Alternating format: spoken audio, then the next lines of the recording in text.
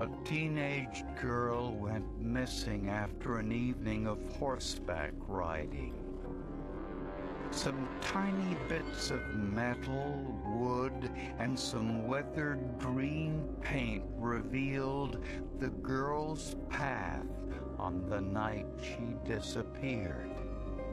And they also painted a portrait of the person she was with.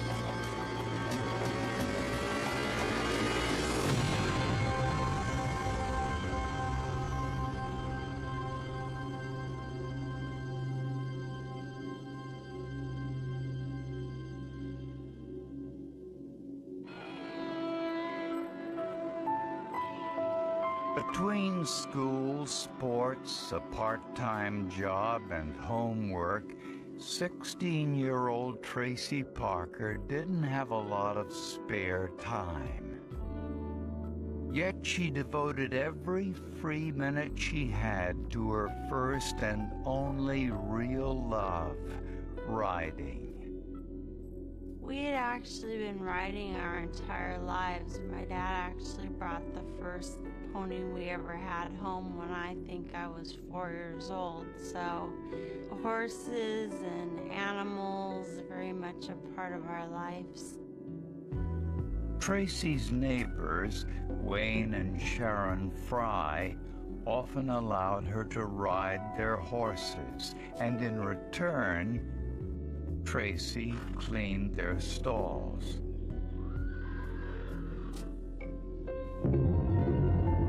But after one visit, Tracy disappeared and was never seen again. My mother knew that Tracy was going there to go riding, and she had anticipated her to be coming home, so obviously that was where she started to make her calls to the Fry residents to see if they had seen Tracy. The Frys told Tracy's parents they were out to dinner that night, and when they returned home, Tracy wasn't there. But they noticed that Tracy's favorite horse was sweating, an indication it had been ridden, and the riding equipment had been used and put away. Everything seemed to be in order at their house. And then my mom continued to make calls from that point on. Tracy's parents called police to report her missing. When a teenager shows up not coming home, disappeared for less than 24 hours, without any other evidence indicating otherwise, the normal response is to treat it as a runaway and, begin the investigation in that manner. Friends, neighbors, police, and volunteers searched the entire area looking for any signs of her, but they found nothing. 5 days later, searchers found Tracy's clothing in the woods about 2 miles from her home. The clothes were all crumpled and commingled with each other and just thrown off of the road into the brush. The condition of the clothing was very bad. There was a lot of blood on the clothes when they were found, and the fact that it was pretty much all of her clothing just really made everyone's heart sink and really, I think, left a very sickening feeling over the whole family. It was a difficult day. Nearby, searchers found a red towel and an orange blanket, both soaked with blood. Since this was before widespread use of DNA testing, serology identified the blood as type O, the same blood type as Tracy's. The Fry's home was Tracy's last known location, so police searched their home and stables and made a surprising discovery. I discovered some blood spots inside the door to the basement. I thought, this is very suspicious. It was clear that this was blood spatter. It wasn't a smear. It wasn't a drip. It had been thrown there through some type of force. When questioned, the Frys said the blood was the result of an accident, an explanation police found almost too convenient. I talked to Wayne Fry about that, asked him if he had injured himself or anything. He'd had an injury on his thumb. The Frys' home was beginning to look like a crime scene, although Tracy's family still held out hope that she might be alive. Please, bring her home. That's all I want to say.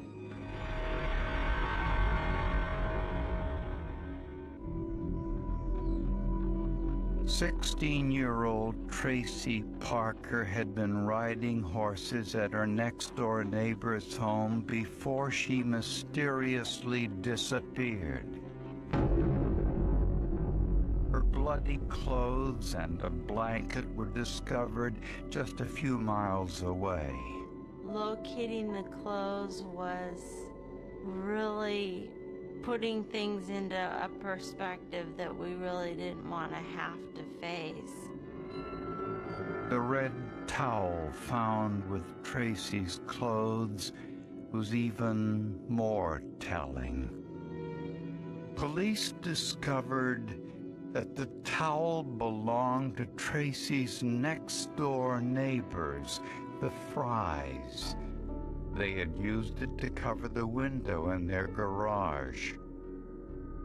Just seemed very kind of unmotivated and a little bit like two burnouts. I just thought they were kind of odd people.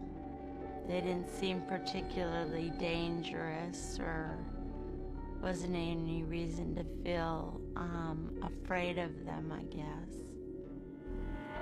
The Fry residence became very high on my list as a potential crime scene.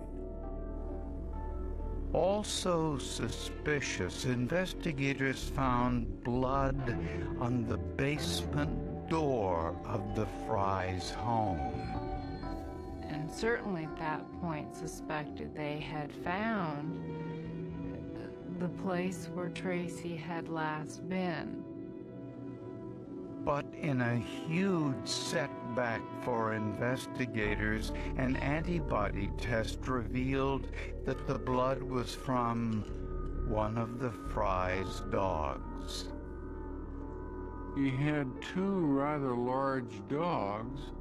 One of them had injured the tip of its tail. And it was possible that the blood that was on the wall had come from the tip of the dog's tail. Nevertheless, police continued to focus on Wayne and Sharon Fry. They said they were out to dinner with friends on the night Tracy disappeared, but a check of their telephone records indicated someone used their home phone at 7:44 p.m. Brian Lord, the Fry's handyman, called his girlfriend to say he was running a little late. Brian Lord and his girlfriend had just had a baby. There was a family get-together going on. It was their first real dinner party, and he was expected at home. Tracy Parker made a telephone call from the house 15 minutes later to one of her friends. We know that Tracy made a phone call to one of her girlfriends at about 8 o'clock. The friend was unavailable to talk, and Tracy said, "Well, call me back." During questioning, Brian Lord said he didn't see Tracy Parker that night. He claimed he left the Fry's home shortly after calling his girlfriend. My sister had actually said to me, "You know that guy that works on the house up there where I ride the horse says you're really cute." She goes, I don't hang out with him. He's given me a ride home before. That was nice." In the forensics lab, scientists found some rare and unusual evidence on Tracy's bloody clothing. Tiny pieces of metal. When we looked at the metal shavings, we could see that there were tool marks on them and that they had these characteristic little curled up shapes of metal turnings as opposed to some other process. They appeared to be shavings from a metal lathe, a machine that grinds and cuts metal. Investigators used X-ray fluorescence spectroscopy, or XRF, to determine the chemical composition of the shavings. They were comprised primarily of aluminum, but they had a large number of other elements present, so these were aluminum alloys. Metal isn't an item commonly found on clothing. It would be extremely rare. Not everybody is wandering around with aluminum shavings on their clothing. But investigators couldn't find similar aluminum shavings anywhere in the Fry's home, in their stables, or anywhere else on their property. As the investigation continued, a search team made the discovery everyone had been dreading. 1 month after she disappeared, Tracy Parker's partially clothed body was found in a field about 3 miles from her home. I felt like my childhood ended the day Tracy died. All of a sudden, I had to be an adult and had adult problems and responsibilities and things that went along with, being part of something like this. So I feel that I lost my childhood in a sense. The autopsy revealed the cause of death was blunt force trauma to the head. She had apparently been murdered around the time she disappeared. The autopsy also found evidence she had been sexually assaulted. Investigators found those same aluminum metal shavings on Tracy's body, along with chips of very old weathered green paint. From that point, law enforcement began looking for a construction site or really a woodworking shop to match up to where did all of these small wood shavings come from? Where did all the metal shavings come from? And so they went out really looking for any connection to a woodworking or a small-based construction shop.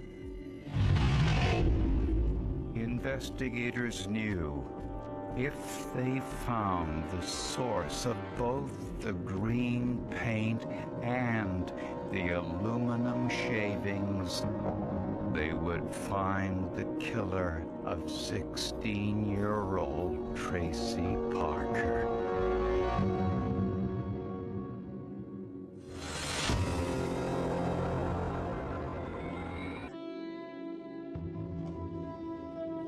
Records showed that Tracy Parker used her neighbor's telephone to call a friend around 8 p.m. on the night she disappeared.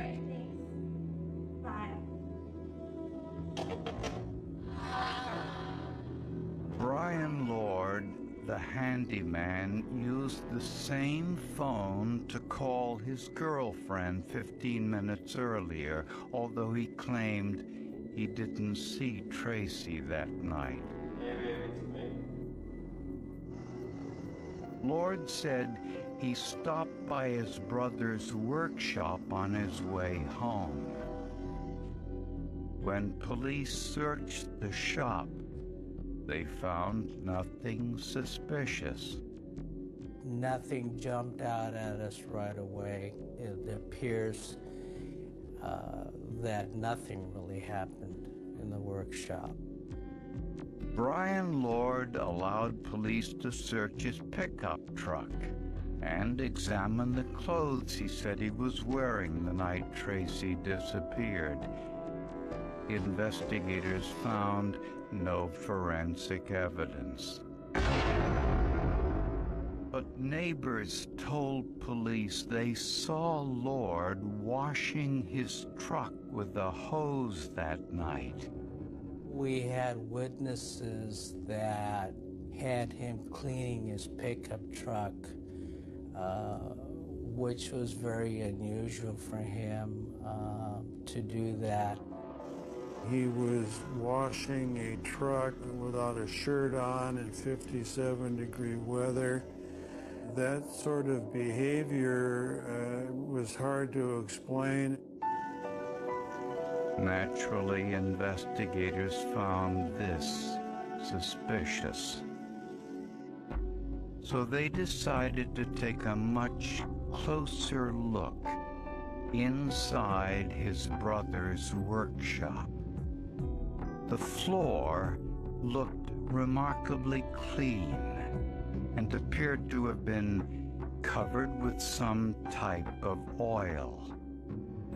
To find out what was beneath it, analysts sprayed the floor with a reagent called leucomalachite green that reacts with the protein in human blood. Just seconds after it was applied, large areas illuminated, which told us that there was quite a bit of blood that was not seen with the human eye. I was overwhelmed. When Brian Lord's attorney saw the blood stain, he suggested the blood was from Brian's dog when she was in heat. I said, well, then we better look for this dog. They go, what do you mean? Because there's got to be one heck of a dead dog here somewhere. I mean, look how big that spot is. Serology tests showed that the blood was human and was the same blood type as Tracy Parker's. The crime lab examination of the blood revealed that it was type O with a particular enzyme which limited it to approximately 4% of the population. Turned out that Tracy Parker's blood was identical in type and that enzyme. Next, analysts collected everything they could find in the workshop: paint chips, metal shavings, wood chips, debris, dust, dirt. All were sent to the forensic lab. In the history of our crime laboratory, which has been in existence since the 1970s, this is by far the largest case as far as the volume of trace evidence that has been received. Among the thousands of pieces of trace evidence, investigators identified wood chips and paint fragments. But the wood chips were so small, it was impossible to tell whether they matched those found on Tracy's body. The white paint chips were difficult to identify, but the green ones were easier. Colored paint has variables like color pigments, binding agents, synthetic and organic base materials that can be unique. Never in my life have I seen green paint that would have matched this green paint. It was badly weathered and very old, and it showed in the examination I did, and I have never seen a paint like this before or since. The green paint chips were subjected to microscopic infrared and elemental analysis. The results were astounding. The green paint chips found on Tracy's body were identical to the paint of an old piece of fence found in Brian Lord's workshop. They were similar in their color, texture, layer structure, degree of weathering, chemical composition, composition of minor elements, and so forth. Police checked Brian Lord's work records and learned that Lord had dismantled this old green fence just a few weeks before Tracy's disappearance and carted those pieces away from the work site in his truck. To me, the green paint chip was the smoking gun, as in relationship to Brian Keith Lord. Finally, investigators tested metal fragments in Lord's workshop with X-ray fluorescent spectroscopy, or XRF. They were identical in composition, size, and shape to those found on Tracy's body, on her clothing, and on the orange blanket. And a single strand of human hair on the orange blanket was microscopically similar to Brian Lord's hair. I think Brian Keith Lord was an angry person, and I don't know why. A vicious, angry person. Police found no evidence that Wayne and Sharon Fry had anything to do with Tracy Parker's murder. Brian Lord was arrested. He insisted he was innocent. But a background check revealed a violent past, one that literally went unpunished.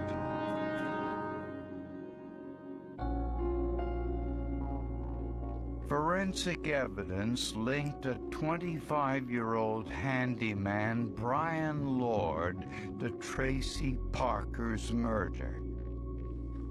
When police checked Lord's background, they found something horrifying. Lord had been convicted of murder once before.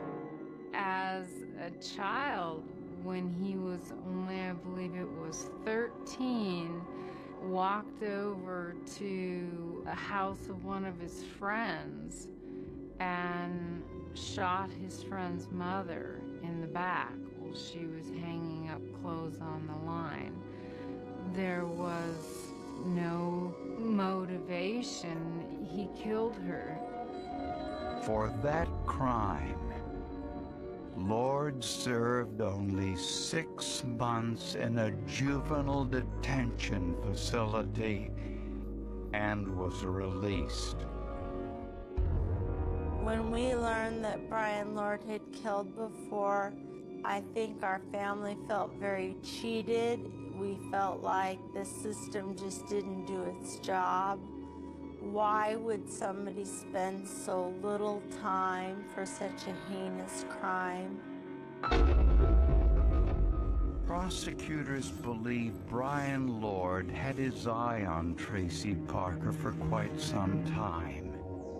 He frequently worked at the Fry's home as a handyman while Tracy was there caring for the horses.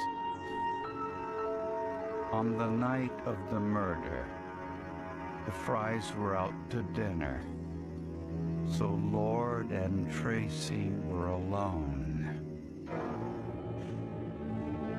Phone records show that Lord called his girlfriend at 7:44 to say he was running late.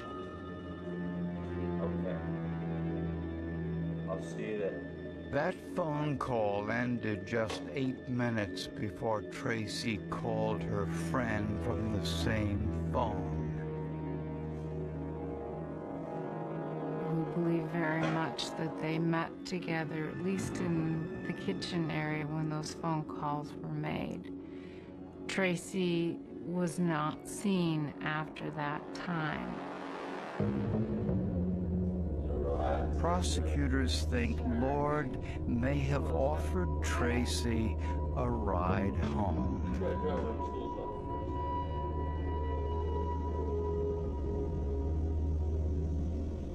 Along the way, he stopped at his brother's workshop. His brother was out of town that day. Lord somehow enticed Tracy inside the workshop.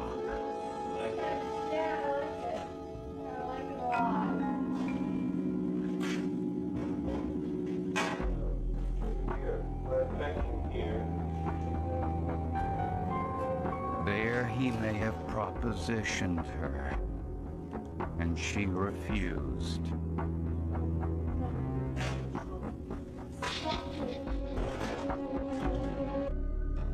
Bits of wood, paint, and metal fragments on the floor clung to Tracy's clothing.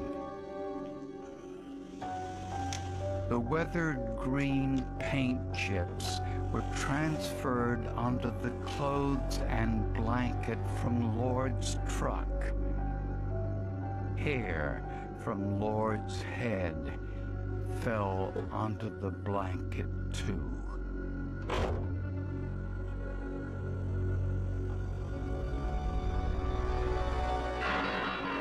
After Lord put Tracy's body, her clothing, and the orange blanket in different locations, he rushed back to the workshop, washed the back of his truck with a hose, swept and washed the floor, then spread motor oil to cover the blood that had seeped into the porous concrete. But the cover-up didn't work. The pieces of evidence were too numerous. The analytical powers of the investigators were too great. It's very complicated. Took a very long time to present each small piece of evidence and have it traced back to where it was found and how it linked then to other pieces of evidence that were found at other sites. You wonder, what is this guy all about? Several times when we were in court, he would make little comments as we would walk by, and he would say to my dad, well, you know, if I ever get out, maybe your other daughter will be next. Just horrible things that make you have a lot of nightmares, and I thought, I don't have to deal with him right now. Maybe at some point in the future I will, but right now I know where he's at. Brian Lord was tried and convicted of first-degree murder and sentenced to death. A few years later, Lord's guilty verdict was overturned on appeal. He was tried and convicted again in 1999, and this time sentenced to life in prison without parole. I think the overturning of capital murder cases is so routine that it's aggravating, but it's not a surprise. After the first trial on appeal, I believe it was our state Supreme Court that said in the written opinion that this was the most complex circumstantial trace evidence case that had ever been tried in the state. And I'd be willing to wager that that stands true.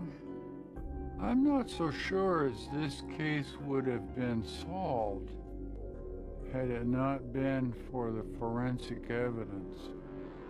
It was the forensic evidence that tied all of the scenes together, and it was the forensic evidence that pointed directly at Brian Keith Lord